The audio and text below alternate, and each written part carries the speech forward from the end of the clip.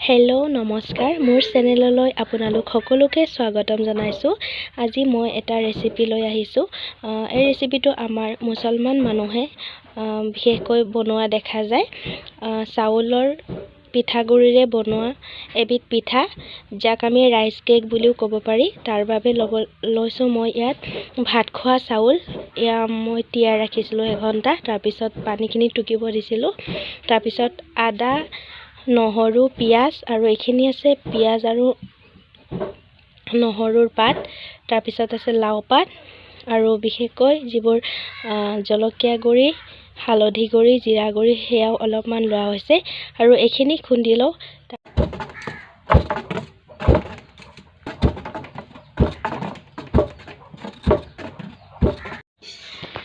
পিঠাগুড়িখিনি খুন্দা হৈ গ'ল। এয়া সম্পূৰ্ণকৈ চলা নাই, অলপমান আধা ভঙাকৈ ৰখা হৈছে। তেতিয়া পিঠাখিনি খাবলৈ বৰ ধুনীয়া হয়।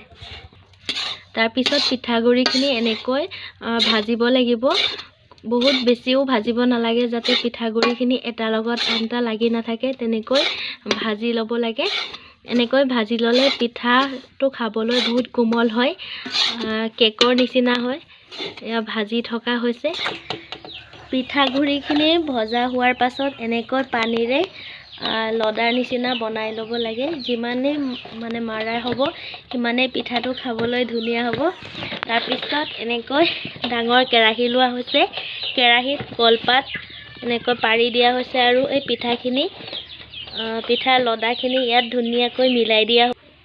এয়া পিঠাখিনি ধুনীয়াকৈ কেৰাহীখনত দিয়া হ'ল আৰু ইয়াৰ ওপৰত এতিয়া আকৌ কলপাত দিয়া হ'ব।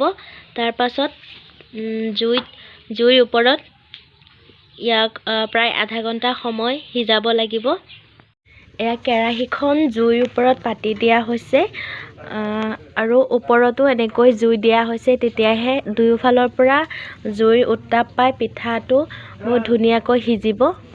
এনেকৈ প্ৰায় আধা ঘণ্টামান সিজালে তাৰপিছতহে সিজিব। এইখিনি হৈ লওক, তাৰপিছত কেনেকুৱানো হয় দেখুৱাম। এয়া পিঠাটো সম্পূৰ্ণ হৈ গ'ল। এতিয়া এই পিঠাটো কাটি কাটি যিকোনো শ্বেপ দিব পৰা হ'ব। এয়া আমাৰ পিঠাটো সম্পূৰ্ণ ৰেডি হৈ গ'ল। ধোঁৱা ওলাই আছে। মই গৰমে গৰমে এনেকৈ ভিডিঅ' কৰিছোঁ। এই পিঠাবিধ খাবলৈ খুবেই সোৱাদ লগা হয় আৰু এই পিঠাবিধত যিহেতু চেনি দিয়া নহয়, সকলো মানুহৰ কাৰণেই খোৱাৰ উপযোগী।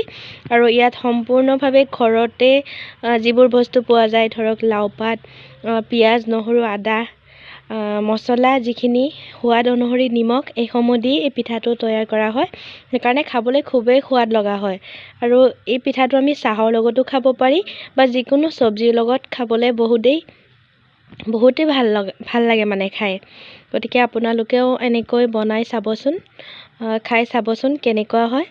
পিঠাবিধ বনাওঁতে যদিও অলপ সময়ৰ প্ৰয়োজন হয়, অলপ দেৰিও হয়, কিন্তু এই পিঠাবিধ বহুত পুৰণি দিনৰে পৰা আমাৰ মাহঁতে, আইতাহঁতে বনাই থকা দেখিছিলোঁ। কিন্তু বৰ্তমান বৰ বেছি বনোৱা নহয়।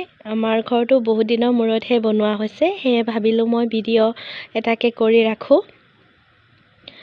আৰু এই পিঠাবিধ যদিও আমি এনেকৈ জুইত চৌকাত সিজোৱা হৈছে, আমি ইয়াক বৰ্তমান যি নতুন প্ৰযুক্তিবিদ্যা আহিছে, ইয়াক অভেনতো হয়তো বনাব পাৰিম। আমি বনাই চোৱা নাই।